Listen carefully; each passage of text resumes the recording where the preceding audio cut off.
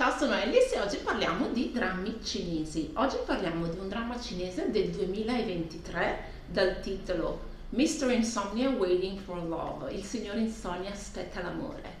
24 episodi, troppi per il tipo di trama, per come è stata gestita, allora, il dramma ha una premessa molto interessante, l'esecuzione purtroppo non è assolutamente all'altezza. Di cosa parla? Di questi due ragazzi che si incontrano accidentalmente, perché lui è il figlio, allora lui è il CEO di un'azienda eh, posseduta però dal padre, mi sembra di capire, ehm, che produce prodotti per la cura del sonno.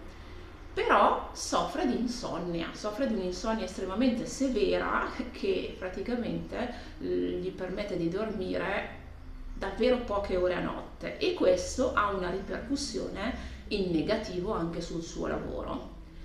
Però, essendo nella posizione in cui è, non può far trapelare questa notizia perché altrimenti ne andrebbe della reputazione dell'azienda. Se addirittura il CEO non riesce a curare in nessun modo la propria insonnia, essendo a capo appunto di una società che si occupa esattamente di questa cosa. Lei invece è una violoncellista che aspira a entrare in un'orchestra prestigiosa e anche lei però soffre di questa insonnia estremamente severa che di nuovo si ripercuote in maniera negativa sulle sue attività giornaliere. Nella fattispecie, col fatto che non riesce a dormire bene la notte, di giorno è poco produttiva e quindi non riesce ad esercitarsi a dovere. E questo per una musicista professionista ovviamente è estremamente deleterio. I due si incontrano quando l'azienda di lui lancia un esperimento su base volontaria per provare un apparato che dovrebbe facilitare appunto il sonno. Lei si iscrive ma viene esclusa proprio da lui che vuole prendere il posto per sottoporsi a questo esperimento e vedere se in qualche modo riesce a migliorare la sua condizione.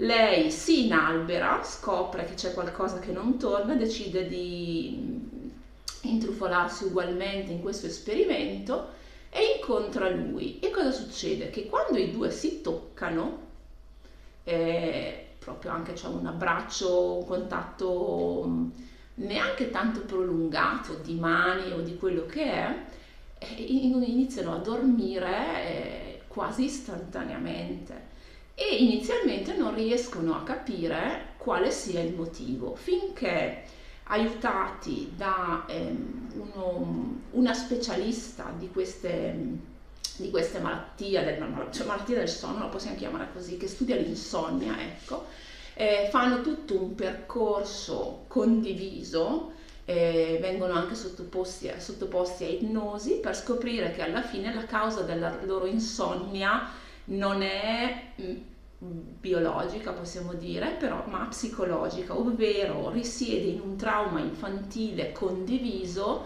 che li accomuna perché lei ha studiato violoncello con la madre di lui, quindi loro due erano amici di infanzia.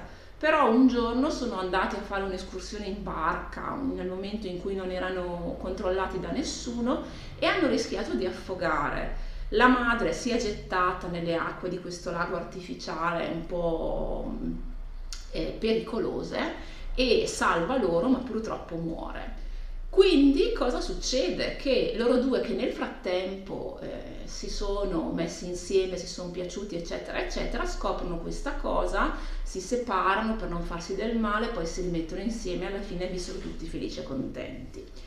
Allora, il dramma non c'è altra parola per definirlo, è estremamente mediocre, purtroppo. E dico purtroppo perché l'idea di questa insonnia legata a un problema psicologico inizialmente per me era molto intrigante, perché ovviamente c'è il classico passaggio da nemici ad amanti, però capite bene che nel momento in cui i due si toccano e si mettono a dormire se si sviluppa una relazione c'è l'insonnia che prima era un problema, adesso diventa quasi una condizione che loro vorrebbero ripristinare per riuscire a passare del tempo insieme. Quindi questo ribaltamento di posizione rispetto al problema è estremamente interessante.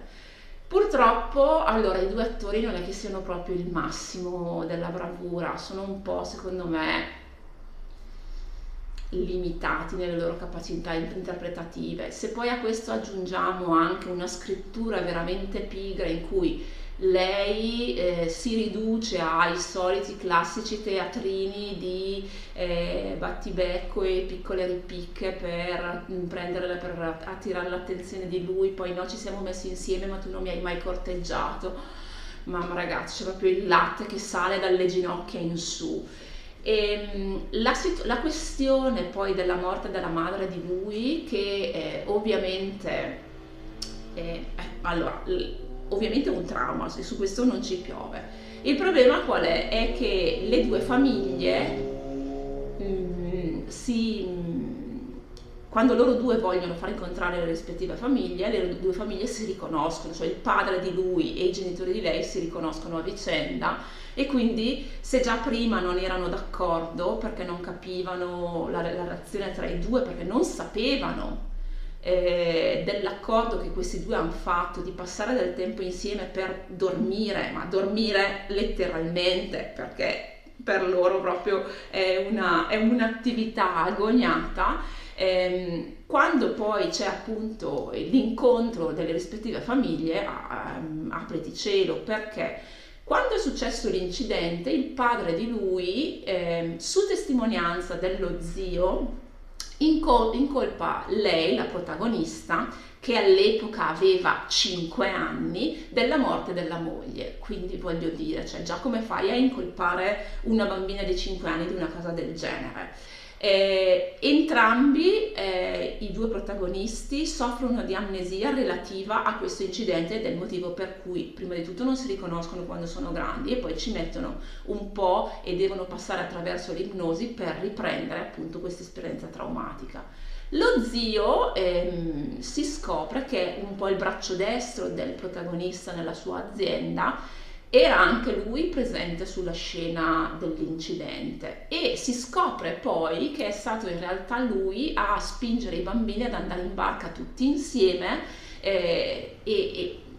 cosa che poi appunto ha causato l'annegamento della madre del protagonista.